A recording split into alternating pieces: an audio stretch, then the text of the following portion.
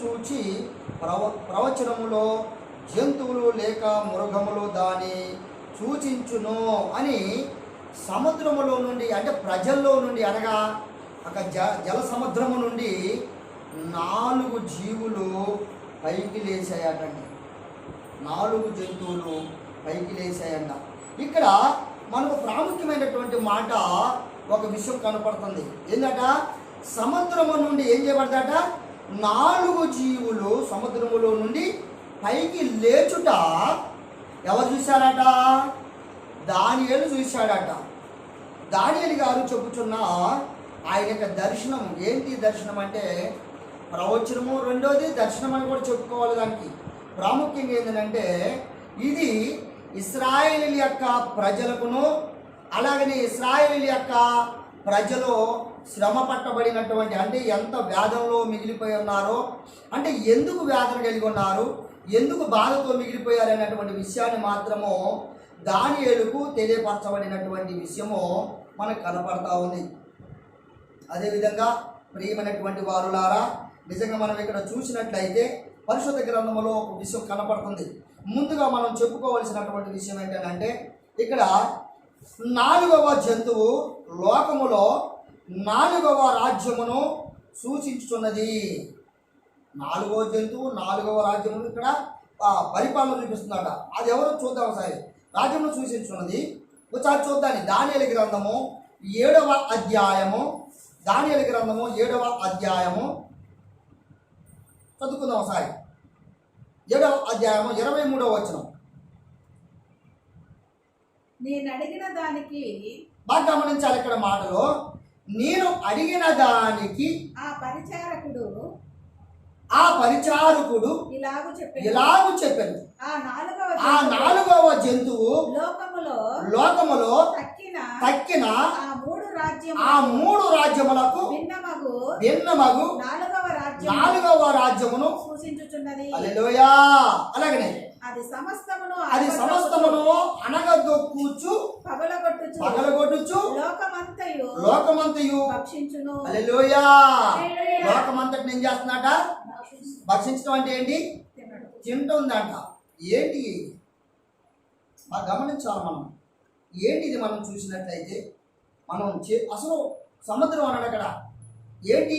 ఆ సముద్రంలో నుండి లేచినటువంటి జలముల నుంచి లేచినటువంటి నాలుగు జంతువులు ఉన్నాయంట. అసలు ఆ జలం నుంచి లేవటం అంటే ఏంటి? ఏంటి ఆ జలము? ఒకసారి చదువుకున్నాయి. ప్రకటన గ్రంథము 17వ అధ్యాయము 15వ వచనం.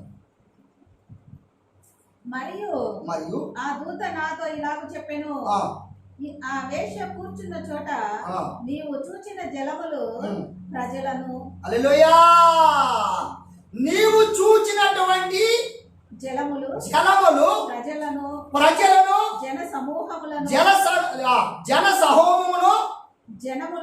జనములను ఆయా భాషలు మాట్లాడు వారిని సూచించును. హల్లెలూయా. ఆయా భాషలంటే యెహోవా మెస్సియా నామమున ప్రవచించేటువంటి భాషలని కాదు అక్కడ అర్థం. అమ్మా ఇక్కడ ఒకసారి తల లేపాలి మనందరము. పరమతానికి స్తోత్రం. వీడియో వింటున్నటువంటి వారికి కూడా ప్రత్యేకమైన వందనాలు. ప్రాముఖ్యంగా ఈరోజు మీకు ప్రత్యేకమైనటువంటి స్పెషల్. ఈరోజు మనం చెప్పుకుంటున్నటువంటి యొక్క ఈ వీడియో ఏంటి అనేది మీరు గమనించాల్సినటువంటి అవసరం మనకు లేకపోలేదు. ప్రాముఖ్యం ఏంటంటే యెహోవా మెస్సియా వారు జన్మించడానికంటే ముందు ఇశ్రాయేల్ ప్రజలకు మధ్యలో ఉన్నటువంటి ఈ జంతువులు ఎందుకు రావాల్సి వచ్చింది, ఈ జంతువుల అధికారం ఏంటి అనే ఒక విషయాన్ని మనం నేర్చుకుంటా ఉన్నాము. రెండవది ఏంటంటే యెహోవా మెస్సియా వారు రాకడానికి ముందు మాట అన్నమాట. ఈ మాట ఎప్పుడు అటిది?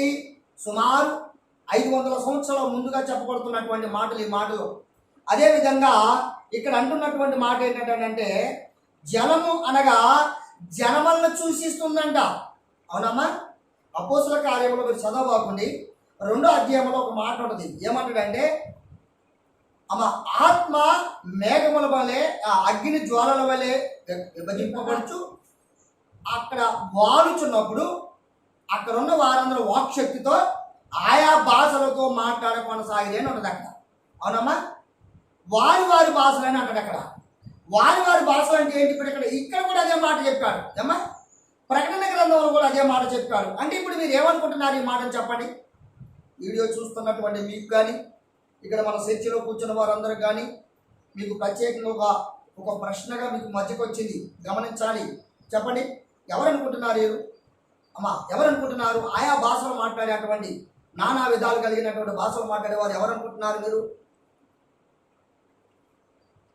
నానా విధాలు అంటే ఒక వర్గం కాదు, ఇక్కడ ఒక దేశస్తులు కాదు, అంటే ఒక కులస్తులు కాదు, ఒక కోవాకు చెందినటువంటి వారు కాదు. అనేక నానా విధాలు కలిగినటువంటి యొక్క జన సమూహము అని చెప్పబడింది. అవునంటారా కాదంటారా? అనేకమైనటువంటి జన సమూహము. ఈ జన సమూహం, ఈ జన సముద్రము నుండి ఎవరు లేచారటమ్మా? ఎవరు లేచారట అమ్మా? ఎన్ని జంతువులు లేచాయట? ఈ 4 జంతువులు ఎవరు? ఇప్పుడు గమనించాలి. ఇప్పుడు ఈ 4 జంతువులు ఎవరు చూద్దాం ఒకసారి. ఈ 4 జంతువులు ఎవరు ఒకసారి చదువుకుందాం మనం, క్రమక్రమంగా ముందుకు వెళ్ళాలి. దానికంటే కొంచెం ముందు చదువుకున్న తర్వాతనే ఈ చూసిన తర్వాత ఈ 4 జంతువులు ఒకసారి చదువుకుందామా? చూద్దాం ఒకసారి. అదేవిధంగా దానియేలు గ్రంథము 2వ అధ్యాయము 38వ వచనం చదవండి. 2వ అధ్యాయము 38వ వచనం. ఆయన మనుషులు నివసించు ప్రతి స్థలమందును మనుషులనేమి భూజంతువులనేమి ఆకాశ పక్షులనేమి అన్నిటిని ఆయన తమరి చేతికి అప్పగించి ఉన్నాడు. వారందరి మీద తమరికి ప్రభుత్వము తమకు ప్రభుత్వము అనుగ్రహించి ఉన్నాడు. తామే ఆ బంగారపు శిరస్సు. తామే తన బంగారపు శిరస్సు. తాను చనిపోయిన తరువాత తన రాజ్యము కంటే తక్కువైన రాజ్యం ఒకటి లేచును. తరువాత లోకమంతా ఏలునట్టి 3వ రాజ్యం ఒకటి లేచును. ఇక్కడ ఆగుదాయి. 1, 2, 3 ఈ విధంగా చెప్తున్నారు కదా. ఈ మొదటి రాజు ఎవరు ఇక్కడ అమ్మా? ఒకసారి మనం వాక్యం చదువుకుంటే ముందుకు వెళ్తాయి. ఈ రాజులు అనగా రాజులని కాదు, అక్కడ జంతువులు అంటాను అక్కడ. అవునమ్మా? లేక మృగాలు అని చెప్పాడు అక్కడ. జంతువులు లేక మృగములు. ఏ సముద్రం నుంచి వచ్చారట? నీటి సముద్రం నుండి వచ్చారా వీరు? అమ్మా ఎవరు చదవండి అంత. ఏ సముద్రం నుంచి వచ్చారు మీరు? జల సముద్రము. పరమతండ్రి స్తోత్రం. వింటున్న మీరందరికీ, వీడియో వింటున్నటువంటి వారికి కూడా ఒక మాట చాలా జాగ్రత్తగా గమనించాల్సినటువంటి అవసరత మనకుంది. నేను చాలా మంది నోట విన్నాను, సముద్రం అనగా ప్రవహించున్నటువంటి సముద్రం అనుకుంటున్నారు మీరు. కాదు, ఇక్కడ స్పష్టంగా తెలియపరచబడుతున్నటువంటి వాక్యమును బట్టి జల సముద్రము అనగా ఈ రాజ్యములో మనుషుల మధ్యలో నుండి 4 బలమైనటువంటి యొక్క రాజులు వారు పుట్టారంట. ఈ 4 రాజులు ఎందుకు వచ్చారు? ఏ విధంగా వచ్చారు? వీరు ఏం చేయడానికి వచ్చారు? వీరు ఎందుకు బలిష్ఠులయ్యారు అని మనం చూస్తే, ఒక ముందు 4 పరిచయం చేసుకొని క్రమంగా నేను వాక్య భావాలకు వెళ్దామని నేను ఆశపడుతున్నాను. త్వరగా మనం ముందుకు వెళ్ళాలి. అదేవిధంగా ఇప్పుడు మీరు చదివినటువంటి వాక్యంలోనే 38వ వచనంలో ఈయన ఎవరు అని మనం చూస్తే, ఈయనే బబులోను రాజు. ఎవరైనట? బబులోను రాజు. ఈయనేంటట? బంగారపు శిరస్సు కలిగి ఉన్నటువంటి ఒక వ్యక్తి అంటే ఈ వ్యక్తి. అదేవిధంగా 39వ వచనం కూడా చదవండి ఒకసారి. తాము చనిపోయిన తరువాత తమ రాజ్యము కంటే తక్కువైన రాజ్యం ఒకటి లేచును. ఇక్కడ ఆగుదాయి. తన రాజ్యము కంటే తక్కువైన రాజ్యం ఎవరు? ఇప్పుడు బబులోను రాజు పరిపాలన చేసినటువంటి ఆయన ఎవరు అని చూస్తే, ఎవరమ్మా ఆయన? నెబుకద్నెజర్. మాదియా పార్షిక. అవును, మాదియా పార్షిక రాజ్య పరిపాలకుడు ఎవరు? కోరెసు మాదియా పార్షిక 2వ రాజు అమ్మాయిన. మొదటి రాజు కాదు, 2వ రాజు. మొదటి రాజు ఎవరు?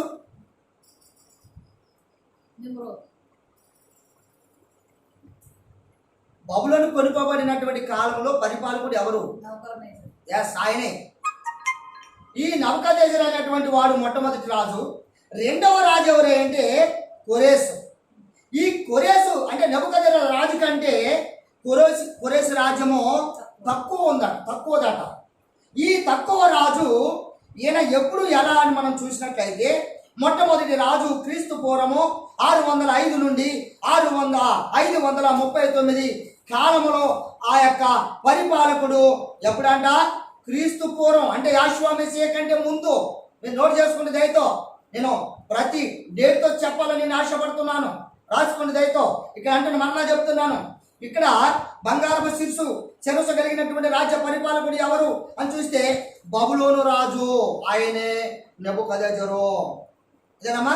అదేవిధంగా ఈయన రాజ్యం ఎప్పుడు పరిపాలన కలిగిందనంటే క్రీస్తు పూర్వము 539 కాలమున వరకు బబులోను రాజ్యము పరిపాలన ఆ విధంగా కొనసాగినట్టుగా కనపడతా ఉంది. ఎప్పటి వరకు 39-38 నాటికి ఆ మాదియ పారసిక రాజ్యము అందుకున్నది. రెండవ రాజు ఎవరైనా కొరేసు. ఈయన చనిపోయిన తరువాత ఇప్పుడు చదువుకున్నాం కదా మనము. ఈ బబులోను రాజు చనిపోయిన తర్వాత రెండవ రాజ్య పరిపాలకుడు అనమాట. ఈయన బయలుదేరిండు. ఈ బయలుదేరినటువంటి వ్యక్తి ఈయన ఎవరంటే కొరేసు. ఈ కొరేసు యొక్క రాజ్య పరిపాలన ఏ కాలమున వచ్చాడు అని మనం చూసినట్లయితే మరి ఈయన చేసినటువంటి ఎవరంటే ఎండి రోమములో భుజములు ఆ మాదియ పారసిక అంటే ఈ రొమ్ములు కలిగినటువంటి విధానం అనమాట. అందుకే రెండు హృదయం ఏమంటామా హృదయాల ఏదో చెప్తుంటారు కదా. ఈ హృదయం ఈ ఎదురు భాగంలో చూపించేటువంటి విధానాన్ని సూచిస్తుంది. అదే మాదియ పారసిక రాజ్య పరిపాలన. అదేవిధంగా క్రీస్తు పూర్వము 331 నాటి వరకు అక్కడ నుండి ఎక్కడి నుంచి 539 నుండి 331 నాటికి ఆయన గతించి 31 నాటికి ఆయన గ్రీకు రాజు అయినటువంటి వారు ఎవరైనా అలెగ్జాండర్. అలెగ్జాండరు ఇలా పరిపాలకుడిగా వచ్చాడు. ఈ పరిపాలకుడు ఇత్తడి హృదయము తొడలు గ్రీకుల రాజ్యమును, అదేవిధంగా అక్కడ ఉన్నటువంటి 2:29లోనే ఉంటుంది అన్నమాట. అలెగ్జాండరు అకస్మాత్తుగా మరణించు చేత తన రాజ్యము 4 భాగములుగా విడిపోయాను. ఎవరు చనిపోయిన తర్వాత? కొరేసు తర్వాత మాట ఇది. తర్వాత అలెగ్జాండర్ కాలంలో 4 భాగాలు అయిపోయినాయి. అంటే ఇక్కడ 4 భాగాలుగా చీలినటువంటి భాగంలో నుండి అక్కడే అంటారు ఒక నొష్ట నుండి 4 కొమ్ములు కొడతాయని చెప్తుంటుంది వాక్యము. అది కూడా మనం ఇప్పుడు చదువుకున్నాయి. అది కూడా నేను వాక్యం చూపించాలని ఆశపడుతున్నాను. ఇకపోతే ఇక్కడ 3వ ఆయన ఎవరు అంటే అలెగ్జాండర్. ఈయన గ్రీకుల రాజు అయినటువంటి మహా అలెగ్జాండర్ను సూచిస్తున్నటువంటిది. అదేవిధంగా ఇంకా పోతే 3వ రాజ్య పరిపాలన, ఈ 4వ రాజ్య పరిపాలనకి ఎవరు అని చూస్తే రోమా రాజ్యము. రోమా రాజు ఎవరు? ఇప్పుడు ఇక్కడ ఎవరైనా ఇక్కడ రోమియుల వంశ యొక్క పాదములను వేలను కొత్త మట్టుకు కుమ్మరి మట్టిగాను కొంత మట్టుకును ఇనపదిగాను మట్టిగాను రాజు సూచన ప్రకారము ఆ రాజ్యములో భేదములు ఏర్పడెను. పరమ తండ్రికి స్తోత్రం. ఇది క్రీస్తు శకము 476 ఆ కాలములో రోమ పరిపాలకుడైనటువంటి ఈ విధంగా వచ్చినటువంటి ఈ 4 రాజ్యాల వివాదిలో ఈ 4 జంతువులుగా ఈ భూమి మీదకి లేచినటువంటి యొక్క భాగం మనకు కనపడతా ఉంది. మరి ఈ 4 ఎందుకు రావాల్సి వచ్చింది అమ్మా? ఈ 4 ఎందుకు రావాల్సి వచ్చింది మీరు చెప్పండి. ఇప్పుడు చెప్పరా, ఈ 4 ఎందుకు రావాల్సి వచ్చింది? ఆ బొమ్మలో కనబడిన ప్రకారం అమ్మా, ఆ విగ్రహంలో కనబడిన ప్రకారం రావాల్సి అది కాసేపు పక్కన పెడదాం. విగ్రహంలో కనపడుతుంది నిజమే. అసలు ఈ 4 జంతువులు ఎందుకు పుట్టించాడు యావే తండ్రి? ఇది మనకి తెలవాల ఫస్ట్. చూద్దాం ఒకసారి. అదేవిధంగా ప్రకటన గ్రంథము 17వ అధ్యాయము 15వ వచనం చూడండి. మరియు ఆ దూత నాతో ఇలాగ చెప్పాను, మరియు ఆ దూత నాతో ఇలాగ చెప్పెను, ఆ వేశ్య కూర్చున్న చోట ఆ వేశ్య కూర్చున్న చోట నీవు చూచిన జలములు నీవు చూచిన జలములు ప్రజలను ప్రజలను జన సమూహములను జల సమూహమును జనములను ఆయా భాషలు మాట్లాడు వారిని సూచించును. చాలా ఇక్కడ ఆగుదాయి. అనేక జనములను సూచిస్తున్నటువంటి విధానం కనపడతా ఉంది. అంటే జల సముద్రము అని అంటే తెలియపరచబడటం కొరకు ఈ జల సముద్రము నుండి 4 భాగాలుగా 4 విధాలుగా 4 రాజులు పుట్టినట్టుగా మనకు కనపడతా ఉంది. చూద్దాం ఒకసారి. అదేవిధంగా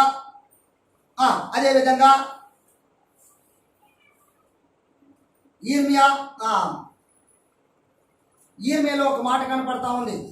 17వ అధ్యాయము 18వ వచనం చూద్దాం ఒకసారి. 17వ అధ్యాయము 18వ వచనం. నన్ను సిగ్గుపడనీయక. అమ్మా ప్రకటన గ్రంథం చూడండి ఒకసారి. ప్రకటన గ్రంథం 17, 18 చూడండి ఒకసారి. మరియు నీవు చూచిన ఆ స్త్రీ భూరాజులను. ఇదండి ఇంతకుముందు మనం చదువుకున్నాం కదా అమ్మా. ఇంతకుముందు రాజుల కాడ చదువుకున్నాం కదా. ఏ స్త్రీ అంటేమా? వేశ్య. అంటే ఇక్కడ రిఫరెన్స్ నాకు కొంచెం కనపడలేదు కనుక నేను తప్పిపోయాను ఇక్కడ. అదే విధంగా ఇక్కడ అంటున్నటువంటి ప్రకటన 18వ వచనములో మొదటి రాజ్యమును బబులోను దానియేలు గ్రంథములో ఇప్పుడు మనం చదువుకున్నటువంటి మాట ప్రకారంగా ప్రకటన గ్రంథంలో 17, 18లో ఉన్నటువంటి మాట ప్రకారంగా మనం చదువుకుందామా. 17వ అధ్యాయం 18వ వచనం. మరియు నీవు చూచిన ఆ స్త్రీ భూరాజులను వేలు ఆ మహాపట్టణమే. పరమ తండ్రి స్తోత్రం. వీరు ఎవరంటే భూరాజులంట. ఎవరు వీరు? 4 భూరాజులు. మహావేశ్య అనగా యెరూషలేము ప్రజలు. ఆ వేశ్య ఎవరో తర్వాత చెప్తా. అదేవిధంగా చెప్పబడినటువంటి మాటను బట్టి మరొక మాట మనం చదువుకున్నట్లయితే చూద్దాం. దానియేలు గ్రంథం ఈర్మియా ప్రవక్త అయినటువంటి యొక్క ఈర్మియా రాయబడిన ప్రకారము దానికంటే ముందు ప్రకటన గ్రంథము 7వ అధ్యాయము 4వ వచనం చూడండి ఒకసారి. ప్రకటన గ్రంథము దానియేలు గ్రంథము 7వ అధ్యాయము తీసారమ్మా. కొద్దిగా స్పీడ్గా ఉండండమ్మా. 7వ అధ్యాయము 4వ వచనం. మొదటిది సింహమును పోలి ఉన్నది గాని దానికి పక్షిరాజు రెక్కల వంటి రెక్కలుండెను. దానికి పక్షిరాజుల వలె రెక్కలు ఉండెను. నేను చూచుచుండగా దాని రెక్కలు తీయబడినవి గనుక మనుషుని వలె అది పాదములో పెట్టుకొని హల్లెలూయా మనుషుని వలె అది పాదములను పెట్టుకొని నేలపైన నిలువబడెను. హల్లెలూయా. ఇప్పుడు మనం చెప్పుకున్నటువంటి రాజును సూచిస్తున్నటువంటి యొక్క విగ్రహాన్ని తయారు చేసినటువంటి వివరణ కనపడతా ఉంది ఇక్కడ. అవునంటారా కాదంటారా? గమనించాలి ఇక్కడ. అదేవిధంగా ఈర్మియా ప్రవక్త అయినటువంటి ఈర్మియా రాయబడినటువంటి గ్రంథములో 4వ అధ్యాయము 7వ వచనములో ఒక మాట కనపడుతుంది. ఈర్మియా 4వ అధ్యాయము 7వ వచనం. పొదల్లో నుండి సింహము బయలుదేరి జనముల వినాశనమునకు బయలుదేరి ఉన్నాడు. నీ దేశమును నాశనమును చేయుటకు అతడు ప్రాణమై తన నివాసమును విడిచి ఉన్నాడు. నీ పట్టణములు పాడై నిర్జనములుగా నుండును. ఇందుకై గోనె పట్ట గోనె పట్ట కట్టుకొని రోదనము చేయుడి కేకలు వేయుడి యావే కోపాగ్ని మన మీదికి రాకుండా మానిపోలేదు పర్వతని స్తోత్రం. ఇక్కడ ఎవరు చెబుతున్నటువంటి మాటలు ఏమి చెప్పండి అంటే ముందుగా మనం చెప్పుకున్నటువంటి మాట ప్రకారంగా ఎవరు వస్తున్నారట? పొదల్లో నుండి సింహము బయలుదేరిందంట. సింహం అంటే ఎవరు? ఇక్కడ రాజు. సింహం అంటే ఎవరు? ఇక్కడ రాజు. పొదల నుంచి బయలుదేరాడట. బయలుదేరినప్పుడు ఈ ఎవరు చెప్తున్నటువంటి మాటలు? ఈ మాటలు యావే తండ్రి ప్రజలే చెబుతున్న మాటలు. అంతేనమ్మా? యావే తండ్రి ప్రజలు చెబుతున్నటువంటి మాటలు. ప్రజలకు ఏమని చెప్తుంది ఇక్కడ? ఇందుకై గోనె పట్ట కట్టుకొనుడి, రోదనము చేయుడి, కేకలు వేయుడి, యావే కోపాగ్ని మన మీదికి రాకుండా మానిపోలేదు. ఇదే యావే వాక్కు అని ఎవరంటున్నారు? ప్రత్యేక జనము, ప్రత్యేకింపబడినటువంటి జనం అంటున్నటువంటి మాటలు. ఇది ఎవరంటే యోధా ఇశ్రాయేలీలు. యోధా ఇశ్రాయేలుని గూర్చి మాట్లాడుతున్నటువంటి మాటలో ఈ విధమైనటువంటి విధానాన్ని సూచిస్తున్నప్పుడు అందుకు వీరిని రప్పించాల్సినటువంటి అవసరత మరి యావేకు అది తప్పనిసరి అయిపోయినటువంటి విధానము వారిని సూచిస్తుంది. అదేవిధంగా అదే ఈర్మీయాకు రాసినటువంటి గ్రంథములో 50వ అధ్యాయము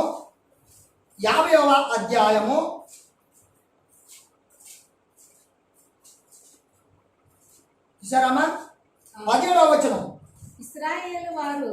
ఇశ్రాయేలు వారు చెదిరిపోయిన గొర్రెలు సింహములు వారిని తొలగగొట్టెను. మొదట అసూరు రాజు వారిని భక్షించాలి. పరమ తండ్రి స్తోత్రం. ఇక్కడ భక్షించింది ఎవరిని? ఇక్కడ మనం దానియేలు గ్రంథంలో చదువుకున్నాం. వారిని ఒక సింహం వస్తుందట. అనేక రాజ్యములను ఉన్నటువంటి ప్రజలను ఏం చేస్తారట? భక్షించని చెప్పబడదు కదా. ఇప్పుడు ఎవరిని భక్షిస్తుందట? మనం చదవండి 17వ వచనం. ఇశ్రాయేలు వారు చెదిరిపోయిన గొర్రెలు సింహములు వారిని తొలగగొట్టెను. మొదట అసూరు రాజు వారిని భక్షించెను. కడపట బబులోను రాజైన ఈ నెబుకద్నెజరు వారి ఎముకలను హల్లెలూయా. ఎవరమ్మా బబులోను పరిపాలకుడు అప్పుడు? అంటే నేను ఎదురాక అడిగింది కూడా ఆయనే. ఈ నెబుకద్నెజరు రాజు అనేటువంటి వాడు మొట్టమొదటి యొక్క మృగము వంటి వాడు అనమాట. మృగం అంటే జంతువు. ఇప్పుడు ఎవరైనా ఎక్కడి నుంచి వచ్చాడు? ఇప్పుడు అసలైనా ప్రజల నుండి వచ్చాడు. జన సముద్రం నుండి బయలుదేరాడట. చాలా మంది అంటారు కదా జల సముద్రం అనేది మర్చిపోయి సముద్రమే అంటుంటారు. ఇక ఒక దినాన్ని ఒక ఐదారు చెప్తున్నప్పుడు నేను ఆశ్చర్యంగా చూస్తున్నా. అంటే జల ఇక్కడ ఏముంది? జన అన్నాడు కదా, జన సముద్రం అన్నాడు కదా. వాళ్ళు చెప్తుంది ఏంటంటే జల సముద్రం నుండి చెప్తున్నప్పుడు నేను ఆశ్చర్యపోయినా. జల సముద్రం నుంచి ఎలా వస్తుంది మృగం అంటే సముద్రం నుండి ఎలా పుట్టింది మృగం అనేది చూస్తే ఇది ఏ జలాటిది? రజ జల. చూసారా? మానవ జల, జనము, సముద్రము, ప్రజా సముద్రము. అదేవిధంగా చదువు కొంచెం 18వ వచనం కూడా. కావున ఇశ్రాయేలు ఎలోహిము సైన్యములకు అధిపతియు నగు యావే ఇలాగు చలవిచ్చున్నాడు. బాగా గమనించాలి. ఇక్కడ రెండవ రాజు నెబుకద్నెజరు తర్వాత వచ్చినటువంటి రెండవ రాజు మాట్లాడుతుంది. నెబుకద్నెజరు అదే అసూరు రాజు నేను దండించినట్లు బబులోను రాజును అతని దేశమును హల్లెలూయా. అసూరు అంటాడు. అసూరు రాజు బబులోను రాజును దండించడానికి ఇష్టపడుతున్నాడ. అంటే ఇక్కడ బాగా గమనించాలా. అందుకే ఒక చోట ఉంటుంది రాజ్యం మీదికి రాజ్యము, ప్రజల మీదికి ప్రజలను అనేకమైనటువంటి ఉగ్రత నేను పుట్టిస్తానని చెప్పాడు. అమ్మా ఎందుకు వచ్చినట్టు ఈ ఉగ్రత, ఎందుకు వచ్చాడంటే ఈ బలమైనటువంటి మృగాలు మాట వినకపోవడం. అమ్మా ఈ ఈ యొక్క ప్రజలను అనేక హింస పెట్టడానికి వీళ్ళు ఏం చేస్తున్నారట, మాట వినడం. మాట విననందువలన భక్షించే మృగాలు రావాలి. ఇప్పుడు పులుల మధ్య మనం పోతామా, తొడేళ్ళ మధ్య పోతామా, చీల్చి చెండాడతాయి అనమాట. ఇప్పుడు ఇది ఎవరీలు మృగాలు. ఈ మృగాలను మన కోసం పంపించాడు. ఎవరు మనమంటే ఎవరు? ఇప్పుడు యూదా ఇశ్రాయేలు ప్రజల కొరకు, అనగా యెహోవా మెస్సియా వారు ఎన్నిక చేసుకున్నటువంటి ప్రజలు వారు ఏమై ఉన్నారట, మాట వినని వెడల ఆయనకి అక్రమ జన్మగా ఎంచబడినప్పుడు వారు అనేకమైనటువంటి దోషభరితమైనటువంటి ప్రజలుగా మిగిలినప్పుడు ఆ విధానమైనటువంటి మృగాలను పుట్టించాడట. చదువు 18 మరలా. కావున ఇశ్రాయేలు ఎలోహిము సైన్యములకు అధిపతి అగు యావే ఇలాగు చలుచున్నాడు. అసూరు రాజును నేను దండించినను, బబులోను రాజును అటు దేశము నుండి దండించెదను. ఇశ్రాయేలు వారిని తమ మేత స్థలమునకు నేను తిరిగి రప్పించెదను. వారు కర్మేలు మీదను బాషాను మీదను హల్లెలూయా. ఇక్కడ ఏమంటాడు, ఎఫ్రాయిము కొండల మీదను గిలాదులోను మేయుచు సంతృష్టి నన్ను పర్వతాన్ని స్తోత్రం. ఇప్పుడు ఎవరి గురించి మాట్లాడుతుంది ఇక్కడ? అమ్మ ఇటు 4 తరకాల బల. ఇప్పుడు ఏ వర్గం గురించి మాట్లాడుతుంది ఇక్కడ? ఇశ్రాయేలు ఏ వర్గం ఇది? ఎఫ్రాయిము గురించి మాట్లాడుతున్న మాటలు ఇక్కడ. అర్థమవుతుందా? వీడియో చూస్తున్న మిమ్మల్ని కూడా నేను హెచ్చరిస్తుంది ఏంటంటే, ప్రేమపూర్వకంగా నన్ను మీరు వెంబడించండి దయతో. వాక్యములు అనేక భావములు మర్మాలు గ్రంథాలు అనేక రీతిలుగా వాటిని పరిశీలిస్తూ మీ మధ్యకు చేసుకురావడం జరుగుతూ ఉంది. అందుకు మీరు నేర్చుకోవాలని, మీరు ఆసక్తి పరులుగా మీరు ఉండాలని నా మనస్ఫూర్తిగా మీ అందరినూ బ్రతిమలాడుచున్నాను. దయతో గమనించండి, వాక్యమును నేర్చుకుందాం. ఈ పరిశుద్ధ గ్రంథంలో ఉన్నటువంటి తేడాను గమనించాలి మనము. అందుకే యెహోవా మెస్సియా వారు వచ్చే నాటికి అందుకే అంటాడు, మరి దానియేలు ప్రవచనం కూడా ఒక మాట చెప్తుంటాడు. ఏమంటాడంటే, ఒక కాలమున అర్ధకాలమున తన అధికారము వశమును నశింప చేయును అంటాడు. అంతే కదమ్మా. అట్టి ఆ రాజు వచ్చినట్లు ఆయన యొక్క అధికారము నశింపజేయటువంటి యొక్క ఈ ప్రజల మధ్యలోనే. అందుకు ఆయన యెహోవా మెస్సియా వారు ఆ కాలం యొక్క ఉగ్రతను బట్టి ఆయన జన్మించడం జరిగింది. అందుకు ఈ ఉగ్రతను, ఈ పాపమును, ఈ ఉన్నటువంటి అపరాధమును ఆయన మోసుకొని పోవటం కొరకు మాత్రమే ఆయన కుమారుడుగా మన మధ్యకి రావాల్సినటువంటి అవసరము వచ్చింది. రాజులకు రాజు అంటేనా అమ్మా? ఇక్కడ పరిపాలకులు ఎవరమ్మా? మరి ఒక్కొక్క రాజ్యం గురించి ఒక్కొక్క రాజు ఉన్నాడు కదా. అందుకే యెషయా గ్రంథంలో ఏమంటాడు, మనకు ఒక కుమారుడు అనుగ్రహింపబడెను. ఆయన ఎందుకమ్మా? ఆయన భుజముల మీద రాజభారం ఉందంట. ఆయన రాజులకు రాజు అంట, ప్రభువులకు ప్రభు అంట అని ఇక్కడ చెప్పబడినటువంటి ప్రవచనం ఏదైతే ఉందో ఆ ప్రవచనం ప్రకారమే ఈ రాజులను ఓడించడం కొరకు స్థిరమైనటువంటి రాజ్యమును స్థాపించడం కొరకు యెహోవా మెస్సియా వారు ఆయన భూమి మీదకి రావాల్సిన అవసరత ఉన్నదని మనం చెప్పుకోవాల్సింది. అవునంటారా కాదంటారా? మీరందరూ మౌనంగా ఉండొద్దని నేను ఆశపడుతున్నాను. అదేవిధంగా 19వ వచనం కూడా చదవండి. ఇశ్రాయేలు వారిని తమ మేత స్థలమునకు నేను తిరిగి రప్పించెదను. వారు కర్మేలు మీదను బాషాను మీదను మేయుదురు. ఎఫ్రాయిము కొండల మీదను గిలాదులోను మేయుచు సంతృప్తి నొందును. పరమతండ్రికి స్తోత్రం.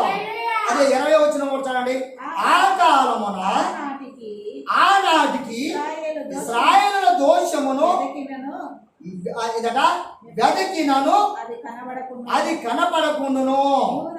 యూదా పాపములు వెతికినను అవి దొరకవు. శేషింపజేసిన వారిని నేను క్షమించెదను. ఇదే యావే వాక్కు.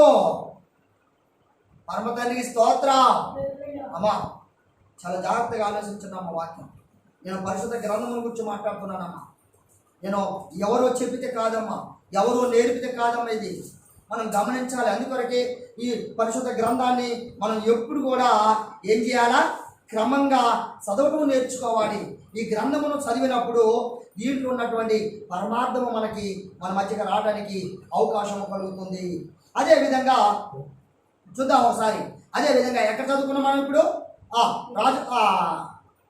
ఈర్మియా ప్రవక్త చెప్పినటువంటి మాటలను మనం చదువుకున్నటువంటి విషయాన్ని బట్టి మనం గమనించాల్సినటువంటి అవసరత మనకి లేకపోలేదు. అదేవిధంగా చూద్దాం ఒకసారి.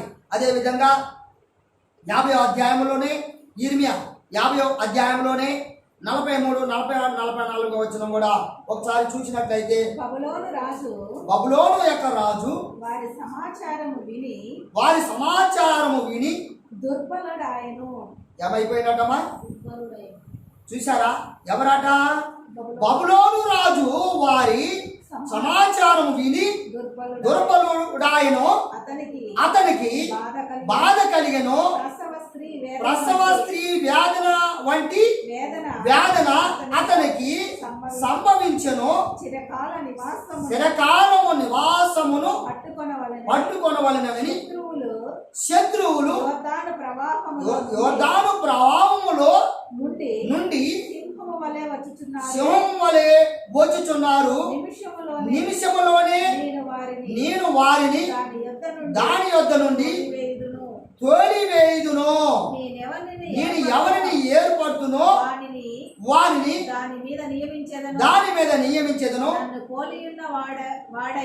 నన్ను పోలిన వాడై నన్ను ఆక్షేపణ చేయువాడేడి. నన్ను ఆక్షేపణము చేయువాడేడి. నన్ను ఎదిరింపగల కాపరి ఏడి. బబులోనును గూర్చి యావే చేసిన ఆలోచన వినుడి. కల్దీల దేశము నుండి ఆయన ఉద్దేశించినది వినుడి. నిశ్చయముగా మందలోని అల్పులైన వారిని వారు లాగుదురు.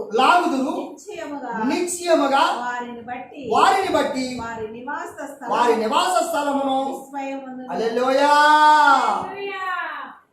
ఈ బబులోను పరిపాలకులు ఏమైపోయారమ్మా? విస్మయము నొందారట. గమనించాలి.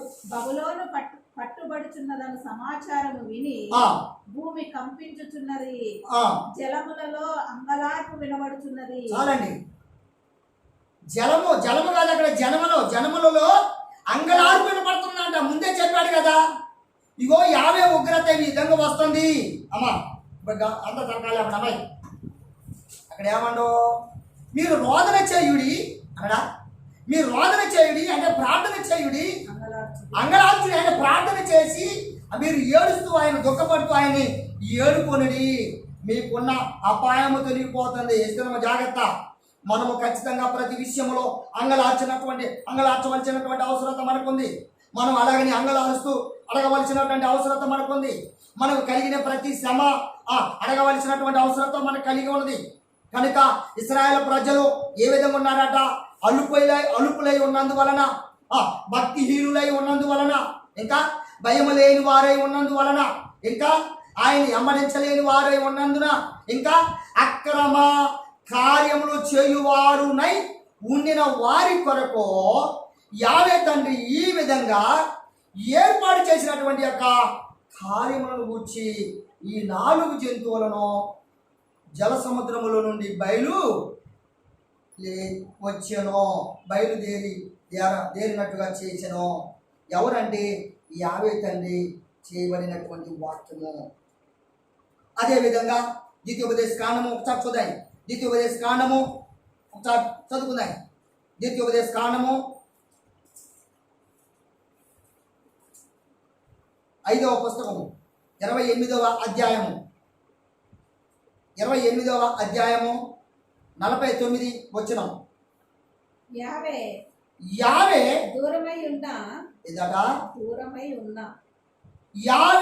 దూరమై ఉన్న భూదిగంతముల నుండి ఒక జనమును అనగా నీకు రాని భాష కలిగిన జనమును క్రూర ముఖము కలిగిన వృద్ధులను యవనస్తులను కటాక్షంపని జనమును గద్ద ఎగిరి వచ్చినట్టు అట్లు మీ మీదికి హల్లెలూయా. యాభై తల్లి చెప్తున్నా ఏం చెప్తున్నామ్మా అమ్మా ఏం చెప్తున్నామ్మా? గద్ద ఎలాగే ఎగిరి వస్తుందో మీ మీదికి ఎవరు వస్తారట? క్రూర మృగాలు. మృగములు అనగా ఈ జంతువులు, పరిపాలించిన జంతువులు. ఈ పరిపాలించినటువంటి జంతువుల మధ్య యెహోవా మెస్సియా ప్రజలు ఏమైపోయారమ్మా? పట్టబడిపోయారు. అవునా కదా? యెహోవా మెస్సియా వారు వచ్చే కాలంలో ఏమై ఉన్నారు? వీరు బబులోనికి కొనుక్కోబడిన కాలములో అని చెప్పబడుతున్నది. అది అన్నమాట ఈ బబులోని యొక్క రాజ్య పరిపాలన మార్గంలో మధ్యలో ఉన్నటువంటి కాల వ్యవధి చెప్పబడినటువంటి వివరణ ఇదే. అందుకొరకు అలా చెప్పినటువంటి వివరణ, ఇక్కడ వివరించినటువంటి వివరణ కూడా మనం గమనించాల్సినటువంటి అవసరత మనకి లేకపోలేదు. అలాగే నేను చదువమ్మా 50 వచ్చిన కూడా క్రూర మృగం ముఖమును కలిగిన యుద్ధులను యవనస్తులను కటాక్షంపని జనమును గద్ద ఎగిరినట్లు నీ మీదికి రప్పించును. 51 వచ్చిన బాగా జాగ్రత్తగా చూడాలి. నిన్ను నశింపజేయు వరకు నీ పశువులను నీ పొలముల ఫలములను వారు తినివేయుదురు. నిన్ను నశింపచేయు వరకు ధాన్యమునే గాని ద్రాక్ష రసమునే గాని తైలమునే గాని పశువులను మందలే గాని గొర్రె మేకలే గాని నీకు నిలవనియ్యారు. మరియు నీవు ఆశ్రయించిన ఉన్నత ప్రకారములు గల నీ కోటలు పడు వరకును నీ దేశమంతటను నీ గ్రామములన్నిటిని వారు నిన్ను ముట్టడి వేయుదురు. పరమ తండ్రి స్తోత్రం. నీ ఎలోహిమైనటువంటి యావే నీకిచ్చిన నీ దేశమంతటను నీ గ్రామములన్నిటిలో నిన్ను ముట్టడి వేయుదురు. పరమ తండ్రి స్తోత్రం. ఇప్పుడు ఈ గ్రామాలు, ఈ ఆస్తులు, అంతస్తులు ఎవరిచ్చారట? దేవుడు. ఏమ్మా, నువ్వు నమ్ముకున్న నీ దేవుడు ఇచ్చాడన్న సంగతి మర్చిపోవద్దు. ఇవాళ ఏం చేస్తున్నారో తెలుసా? నాకు ఆస్తి కలిగింది, నాకు ఇంకేం కావాలి? నాకు సంతానం కలిగింది, ఇంకా నాకు ఇంకేం కావాలి? నాకు జ్ఞానం ఇచ్చాడు, ఇంకా నాకు ఇంకేం కావాలి? నాకు చదువుని ఇచ్చాడు, ఇంకా నాకేం కావాలి? నాకు అనేక బంగారం ఇచ్చాడు, నాకు ఇంకేం కావాలి? నాకు అనేకమైన భోగవాద్యం అన్ని భూమి మీద సమృద్ధిగా నాకు ఉన్నవి, నాకు ఇంకేం కావాలి అని ఎవరితో ఎవరు మాట్లాడుతున్నారు అంటే, వారు అవివేకులు, దేవుణ్ణి వెరిగినటువంటి వారు, ఆయనతో ఉండక అనేక చెడు కార్యములకును, చెడు వ్యసనాలకును, చెడు సవాసములకును, చెడు ఆలోచనలకును, చెడు కార్యములకును, చెడు అనేకమైన విషయములను వారు ఎమ్మడిస్తూ ఆ విధంగా అనుసరిస్తున్నటువంటి, మరి తాను ఏర్పాటు చేసుకున్నటువంటి ఇశ్రాయేలు ప్రజలను గూర్చి వారు వివరిస్తున్నటువంటి యావే వాక్కని వాకు. నిజమంటారా కాదంటారా? చాలామంది విషయాలు తెలియపరుస్తుంటారు, కానీ దీనికి ఉన్నటువంటి మర్మం వేరు. చూద్దాం ఒకసారి. ప్రవక్త అయినటువంటి యిర్మీయా రాసినటువంటి గ్రంథములో చూద్దాం. ప్రవక్త అయినటువంటి యిర్మీయా రాసినటువంటి గ్రంథములో 25వ అధ్యాయము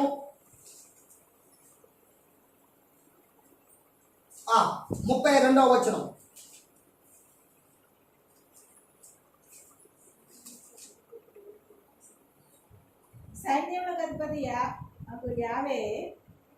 సైన్యములకు అధిపత్యగు యావే సెలవిచ్చుచున్నాడు. ఎలాగ చదివిస్తున్నాడు? జనముల నుండి జనమునకు కీడు వ్యాపించుచున్నది. భూది దిగంతముల నుండి గొప్ప తుఫాను బయలు వెళ్ళుచున్నది. వెలుచున్నది. ఆ దినమున యావే యావే చేత అతులైన వారు ఈ దేశము యొక్క ఈ దిశ నుండి ఆ ఆ దిశ వరకు కనబడుదురు. హల్లెలూయా. ఇక్కడ ఆగాలమ్మ మనం 33వ వచనంలో. ఇప్పుడు సైన్యములకు అధిపత్యము యావే ఇలాగూ చలవిస్తున్నాడట. ఏంటంటేనా నేను ఏం చెప్తానేనా బాగా గమనించాలి. అక్కడ ఏం చెప్తాను ఇక్కడ కీడు వస్తుందని చెప్తుంది. కీడు ముందే గమనించి చెబుతున్న మాటలో ముందే నీకు అపాయము సంభవిస్తుంది, నీకు ప్రమాదము ముంచుకొస్తుంది, నీకు అనేక బలహీనము ఏర్పడుతుంది, నువ్వు ఇలా చేస్తున్నావు, ఇలా నువ్వు నడుస్తున్నావు, ఇలా సూచిస్తుంది నీ పట్ల అని చెప్పినప్పుడు మరి ఈ గ్రంథము చదువుతున్నటువంటి మనము ఈ మాటలు లక్ష్య పెట్టకపోతే మనకు ఉగ్రత సంభవించిందంటారా సంభవించదంటారా చెప్పండి. సంభవించు. ఖచ్చితంగా సంభవిస్తుంది. కనుక దయచేసి ప్రియమైనటువంటి వారులారా మనం గమనించాల్సినటువంటి అవసరత మనకి లేకపోలేదు. అలాగే నేను చూద్దాం ఒకసారి 51వ వచనం కూడా చూడండి ఒకసారి. లేదు 51వ అధ్యాయము 41వ వచనం. 41వ వచనం.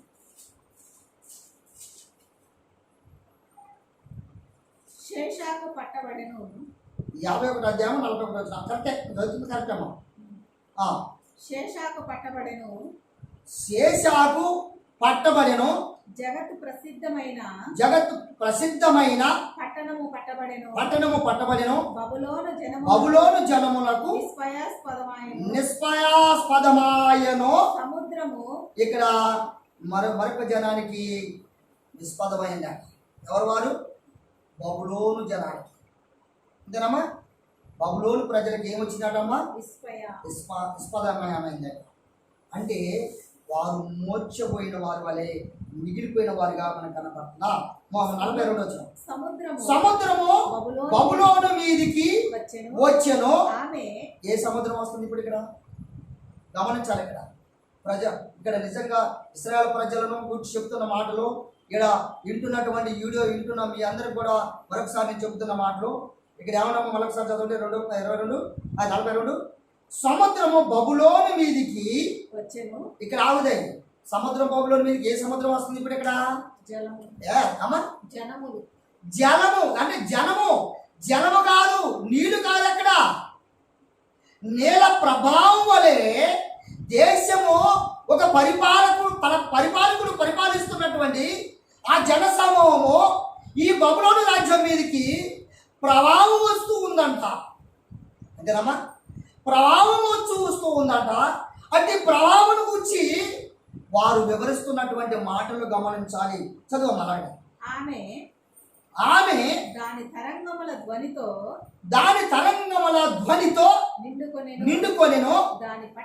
దాని పట్టణములు పాడుగాను ఎండిన భూమిగాను అరణ్యముగాను నిర్మానుష్యమైన భూమిగాను. హల్లెలూయా.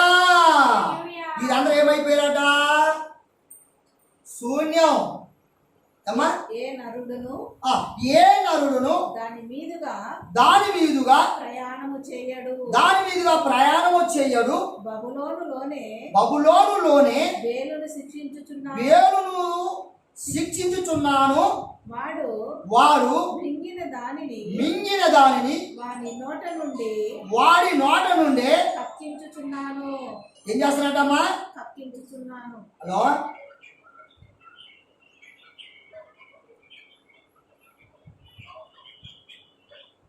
అందుకు శిక్షి వివరాలతో నమోదు చేసుకోండి. అందుకు చెప్పుచున్నటువంటి మాటను బట్టి ఇక్కడ ఏమంటాడు? దీనికి బబులోను పట్టణానికి ఇంకో పేరు ఉందట. ఏం పేరు అది? శాసకు. కాదు 41వ వచనంలో శాసకు ఆ పట్టబడెను.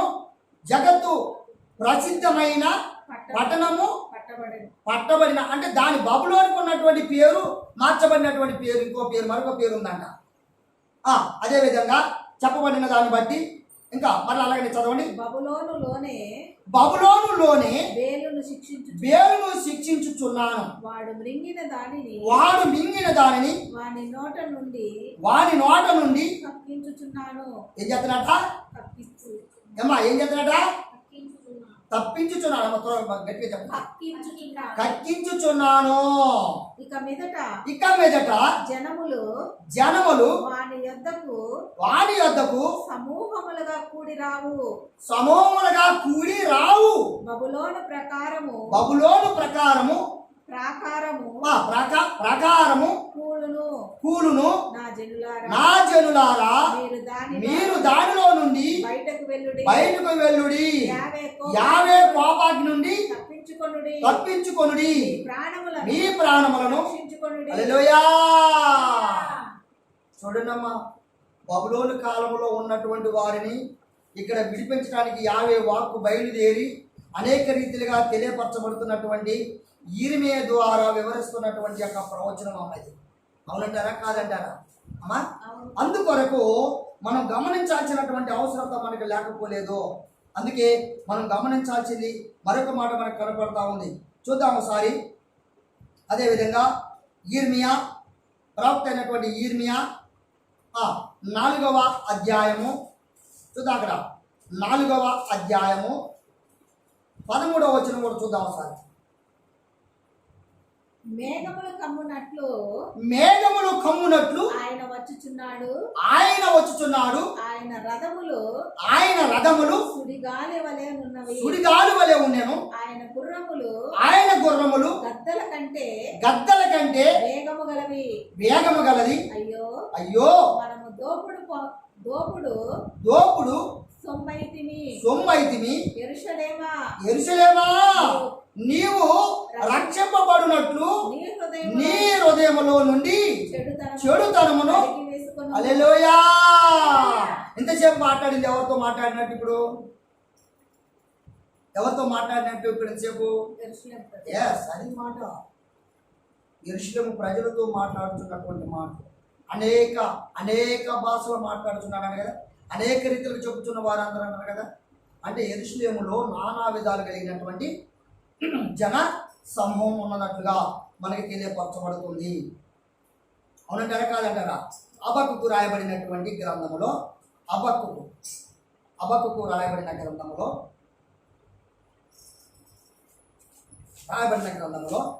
6వ వచనం 1వ అధ్యాయం 6వ వచనం నుండి ఆలకించుడి. తమవి కాని ఉనికి పట్టులను ఆక్రమింపవలెనని దిగంతముల వరకును సంచరించుచు ఉద్రేకము గల క్రూరులకు కల్దీయులను నేను రేపుచున్నాను. పరమతండ్రి స్తోత్రం. ఎవరు లేపుతున్నట? కల్దీయులను లేపుతున్నట. వారు ఘోరమైన భీకర జనముగా ఉన్నారు. ఇక్కడ బాగా గమనించాలా? వారి ప్రభుత్వమును విధులను ఇచ్చ వచ్చినట్లు ఏర్పరచుకుందురు. వారి గుర్రములు చిరుత పులుల కంటే వేగముగా పరుగులెత్తును. రాత్రి యందు తిరుగులాడు తోడేళ్ల కంటెను అవి చురుకైనవి. వారి రౌతులు దూరము నుండి వచ్చి తటాలున చొరబడుదురు. ఎరను పట్టుకొనుటకై పక్షి రాజు ఒడిగా వచ్చినట్లు వారు పరిగెత్తి వద్దురు. పరమతండ్రికి స్తోత్రం. వారి యొక్క ప్రభావం ఎలా ఉంటుందో నేను చెబుతున్నాము. దాని యొక్క విషయం వారు ఏ విధంగా ప్రభావిస్తున్నారు అనేటువంటి విషయాన్ని తెలియపరుస్తుంది. ఇక్కడ ఎలా వస్తున్నట? పక్షి రాజు వలె వేగరముగా, ఎంత వేగరముగా లేచునో. ఇప్పుడు ఈ పక్షి రాజు వలె వచ్చేటువంటి వారు ఎవరమ్మా? చదువు. అక్కడ కల్దీయులు. బాగా గమనించాలి.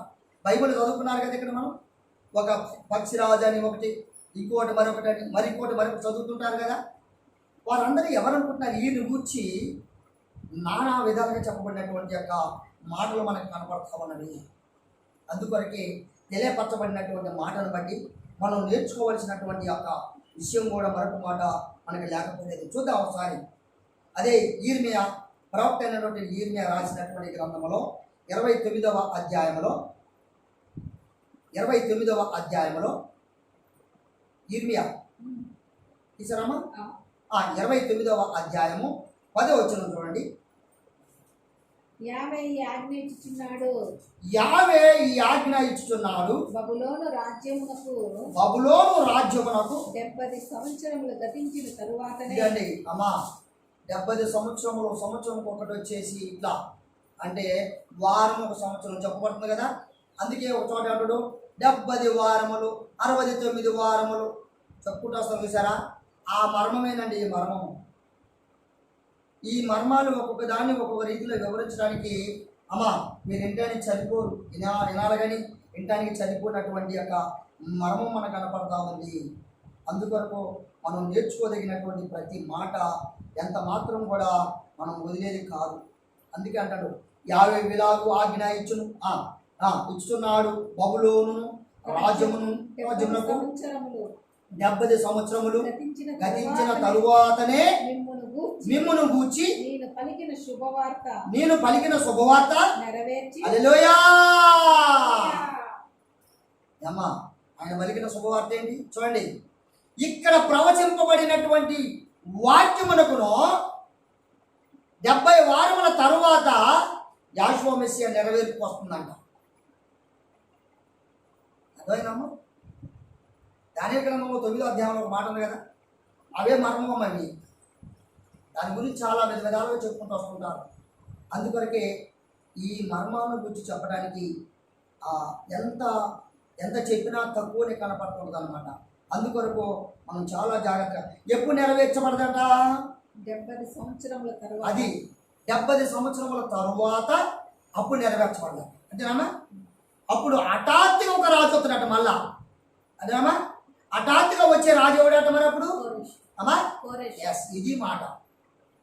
బబులోనికి మొట్టమొదటిగా పరిపాలన చేసినటువంటి వాడు, రెండవ రాజుగా ఉన్నటువంటి వాడు ఎవడై ఉండడో ఆ కొరేష్ యొక్క వర్గము నుండి ఈ నాటికి యాషువ మెస్సియా నాటికి మరలా పరిపాలన రావాలి. అర్థమైందమ్మా? పరిపాలన రావాలి. ఆ పరిపాలనలే ఆయన యొక్క ఏ వాక్ అయితే చెప్పబడిందో, ఏ వాక్ అయితే ఆయన ఇవ్వడం జరిగిందో, ఏ వాక్ అయితే నిర్మింపబడదో ఆ వాక్కు నెరవేర్చబడాలి చెప్పబడినటువంటి మాటను బట్టి. ప్రకటన గ్రంథము దానికంటే ముందు యెషయా గ్రంథము తొందరగా చూసుకొని ముగించుకున్నాను. యెషయా గ్రంథము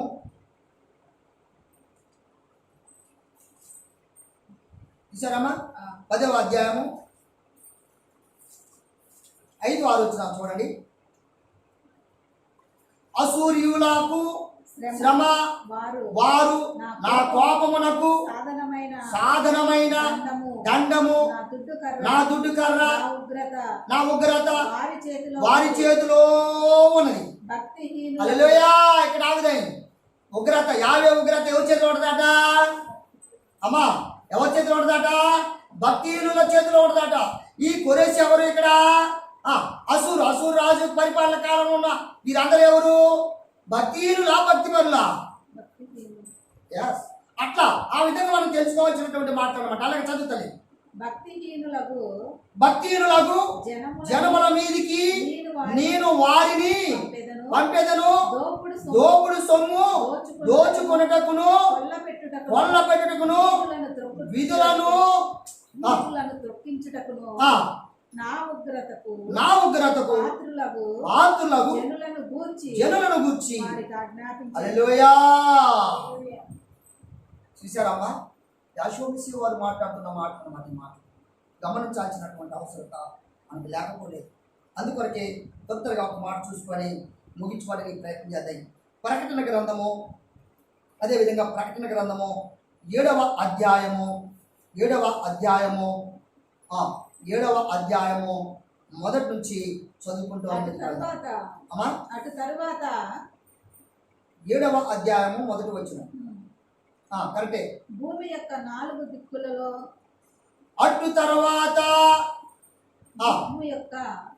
భూమి యొక్క 4 దిక్కులలో నలుగురు దేవదూతలు నిలిచి నిలిచి ఉండి భూమి మీదనైనను సముద్రము మీదనైనను ఏ చెట్టు మీదనైనను గాలి ఈచకుండినట్లు భూమి యొక్క నాలుగు దిక్కుల వాయువులను పట్టుకొని ఉండగా చూచి తిని మరియు సజీవుడగు ఎలోహిము ముద్ర గల వేరొక దూత సూర్యోదయ దిశ నుండి పైకి వచ్చుట చూచి తిని. పరమ తండ్రికి స్తోత్రం. ఇక్కడ ఆగుదాయి.